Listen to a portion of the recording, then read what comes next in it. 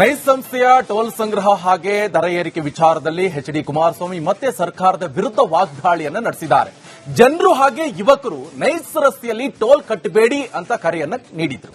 ಕಾನೂನು ಬಾಹಿರವಾಗಿ ಹಗಲು ದರೋಡೆ ಮಾಡ್ತಾ ಇರುವಂತಹ ನೈಸ್ ಸಂಸ್ಥೆ ಹಾಗೆ ಸರ್ಕಾರದ ವಿರುದ್ಧ ನಿಮ್ಮ ನಡೆ ಇರಲಿ ಅಂತ ಎಚ್.ಡಿ. ಕುಮಾರಸ್ವಾಮಿ ಆಕ್ರೋಶವನ್ನ ವ್ಯಕ್ತಪಡಿಸಿದ್ದಾರೆ. ಈ ನೈಸ್ ಸಂಸ್ಥೆ ತನ್ನಿಷ್ಟದಂತೆ ಟೋಲ್ ದರ ಏರಿಕೆ ಮಾಡ್ತಾ ಇರುವುದಕ್ಕೆ ಕುಮಾರಸ್ವಾಮಿ ಪ್ರಶ್ನೆ ಎತ್ತಿದ್ದಾರೆ. ಕೋರ್ಟ್ ಆದೇಶ ಬಂದ ಬಳಿಕವೂ ಕೂಡ ಸರ್ಕಾರ ಮೌನವಾಗಿರೋದು ಯಾಕೆ ಅಂತ ಪ್ರಶ್ನೆ ಮಾಡಿದ್ರು.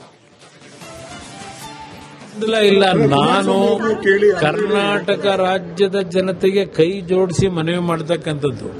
ಹೈಕೋರ್ಟ್ ಆರ್ಡರ್ ಮಾಡಿದೆ. ಈ ಸರ್ಕಾರ ಹೈಕೋರ್ಟ್ ಏನು ಆದೇಶ ಮಾಡಿದೆ ಹೇಳಿ?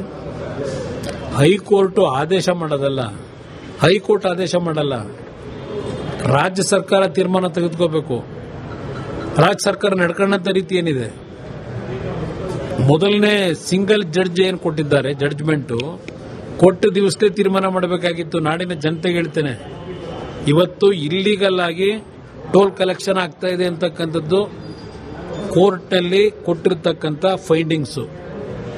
ಫ್ರೇಮ್ವರ್ಕ್ ಅಗ್ರಿಮೆಂಟ್ ಅನ್ನು ಉಲ್ಲಂಘನೆ ಮಾಡಿ ಇವತ್ತು ಸರ್ಕಾರದ ಅನುಮತಿಗಳಿಲ್ಲದೆ ಬೇಕಾದಂಥ ಸಮಯದಲ್ಲಿ 7-8 ಬಾರಿ ದರವನ್ನು ಏರಿಕೆ ಮಾಡಿ ಬೆಂಗಳೂರಿನ ನಾಗರಿಕರ ಮೇಲೆ, ಪ್ರಯಾಣಿಕರ ಮೇಲೆ ಏರಿಕೆ ಮಾಡಿದ್ದಾರೆ.